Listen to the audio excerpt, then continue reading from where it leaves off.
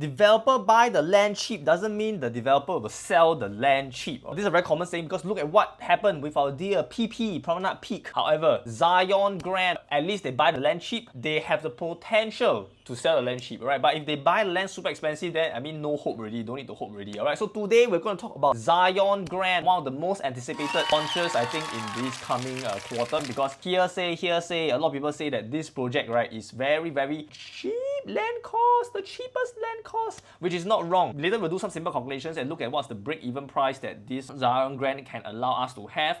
But at the same time, today is always not just about selling or talking about Zyon Grand, because again, I'm not part of the so-called the developer sales team, right? I'm not there to sell this project to you, right? I'm here to do a in-depth analysis on what are the resale options around the area versus these new launches, because it's not always that resale or new launches are always the best. Different districts, there are always different types of projects around the area which might pull demand away, or different types of projects around the area which can present a better alternative for you. So let's jump straight to analysis of Zyon Grand versus the resale project in the area, and here bring you the latest analysis on the new launches versus the resale. So let's take a look. Zyon Grand is definitely a project that is pretty good. It has definitely some potential over there. Bought at 1,202 PSF. So we will estimate the developer wants to get around 15% profit margin. They will want to sell around 2,400 plus PSF. But of course, if they want to match up higher, get more profit, they will actually go up to around 2,700 plus PSF. But take note, because of the recent new launches, a lot of them have already, like Promenade Peak, the higher floors hit over 3,000 plus PSF. The developer might feel like they might be leaving a lot of money on the table if they are pricing it at 2,700, because they feel, hey, my nearby projects are selling for so much, why would they price so low? But of course, it's another school of thought. All the demand has already been absorbed by previous projects around the area. They might be worried that they can't sell, inclined to price it more competitively compared to the resale project around the area, which many of them are, mind you, freehold. Let's dive straight into the numbers, right? So number one, okay, first cluster analysis, let's take a look. I've shortlisted a few clusters around there because there's a few projects there that you can consider. Basically, number one, Tribeca By The Waterfront. It's a very interesting name. Tribeca means city. A freehold, 175 units, TOP 2010. It's a boutique riverfront condo beside Great World City, a single 30-story tower. Alright, so Tribeca, I think quite interesting. You look at the project itself, it has a light grey, a bit of a tinted glass, quite a feel. Right, then of course you have your Mirage tower, bigger but older, 248 units, I would say almost twice the size than the Tribeca, and it's even older, 1996. Very interesting project. Then after you go into the newer one, TOP 2013, alright, is a Centennia Suites, alright, freehold, 97 units. Last but not least, I would say Trillium is like the middle of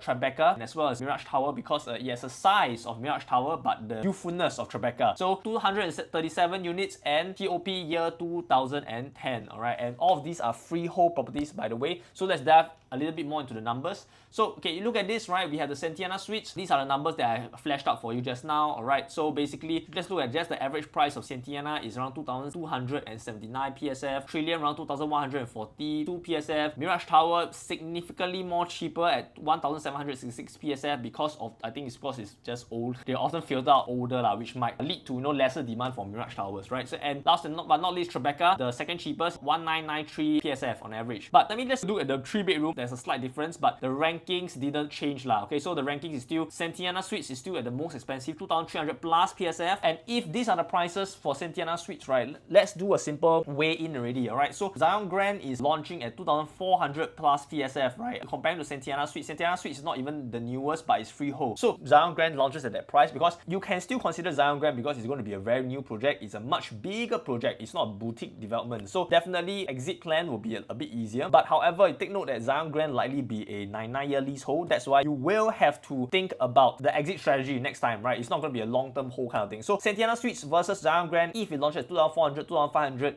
it might be something that you can consider, because depending on what stage of life are you in, is this property going to be a last property or a transitionary property? You can consider between both these projects lah. And of course, mind you, disclaimer, all this that I mentioned is without factoring your own personal preferences. So again, I'm just going to give a general breakdown, which hopefully I get all the data, you might be more helpful for you. Alright, so going down to the 4-bedroom prices, the rankings still haven't changed as well. Centennia Suites is the most expensive, then followed by this, then after that followed by our dear Tribeca Tribeca, then after that followed by Mirage Towers. Okay, so Mirage Towers is always the so-called the cheapest lah. If you're looking for something, you like the location, you like cheap, Mirage Towers, you can't run away from Mirage Towers, and it's a freehold some more. Alright, so but if you want a quick exit, right, the more higher volume of the area might show more promise of getting the exit easier. Let's go to Tribeca By The Waterfront. Let's take a look at the layout as well, and let's do some simple analysis between the two projects. Tribeca By The Waterfront, simple, quick one. You look at all these, right? These are the capital appreciation over the past few years as a project. So these will not give you insights as to specific bedroom types, but definitely will give you an idea of the entire project, the vibes, what people like about the project, which a rough general consensus of the demand towards that project, because that means how many people take up or like this project compared to other projects. It's just a general guide, right? So Tribeca looking at 3.2, Inspira a bit further, I think 6.4, Trillium 2.6. So Trillium is kind of slightly lagging a little bit in terms of the price appreciation compared to Tribeca. Martin Place is quite high. Centennia Suites also lagging behind Tribeca as well. So Tribeca somehow seems to be quite a king, because I think maybe it's also somewhat at a good, not too bad location lah. Although now it's horrible because why? It's next to the construction site, so it might change in years to come. So this is based on past data. And wow, I see this Cosmopolitan 10.7% and Martin Place. Maybe I'll do another video on that. Comment down in the sections below if you want me to do another video on that. But today I'm going to focus on a few projects because there's too many projects to compare. These are the ones that is in the immediate area nearby. All these other projects might be a bit further down, so that's another cluster which I'll do another video hopefully if I have the time or there's enough request or demand for these kind of videos. Right, so Tribeca have all these unit sizes, studio units 517 to 570, 2-bedroom 1000 plus, penthouse 1000 plus to 3900, quite a big variation as per usual. 3-bedrooms have 1300 to the 1765. 4-bedroom Tribeca giving a very generous 1900 square feet for 4-bedrooms. So wow, it's a, I mean nowadays you can see a lot of the new launches, Hillock Green, a lot of other launches nowadays. The 4-bedrooms are, if you can get 1300, 1400 is pretty good already. It's pretty generous. So again, kudos to the old kind of condominiums at 2010. And yeah, you know, of course they have my favorite, you know, the swimming pool, the clubhouse, they have the standard stuff all there. Then let's take a look at the higher project itself. Okay, so I mean project Tribeca 就是这样咯, it's like that only咯. These are the place, this is the clubhouse, this is the pool, this is level 2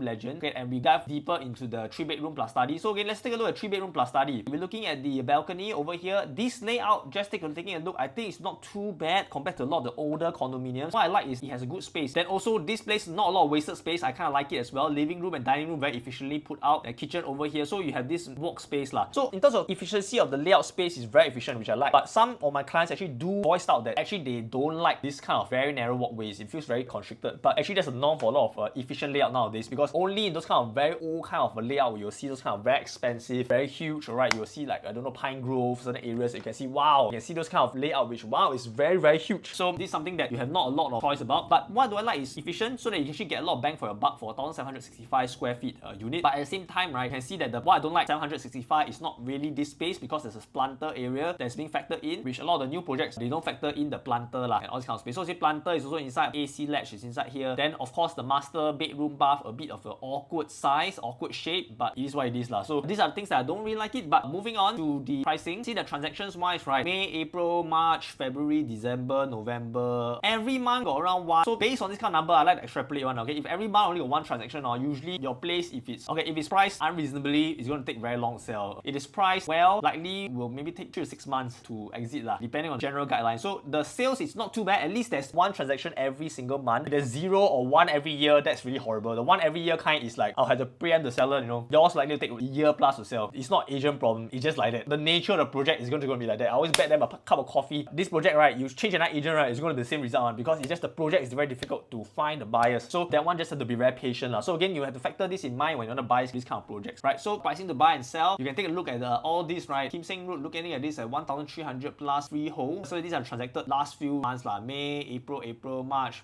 February, December, right? Of units that's being sold over the area, right? The PSF is around 2500, as I mentioned before, 2500. So I'm guessing that definitely I would say that there's a good chance that Zyon Grand might go up to 2700. On the day itself, the launch date, right, the prices will change and everything. So if you need more information to compare at that point of time, is the new launch Zyon Grand better or resale project better, right? Then do feel free to WhatsApp me, number in the bio, right? I can give you a free consultation. If you need to sell your project, we also have competitive advantage in addition to our buying advice, because we have a lot of transactions. I've done many transactions on the ground. I've seen many different things before. As well as for selling, right, we charge a fixed fee of $499 for condo, $199 for HDB, as well as $999 for landed, right? So it's a fixed fee, it's not commission based 2%. So you likely save many commissions, right, in the process of using me as an agent. And I have many great testimonials from all my previous sellers before. So I'm not someone not new on the block. Put it out there. You want to sell or buy, you can always ask me for more consultation.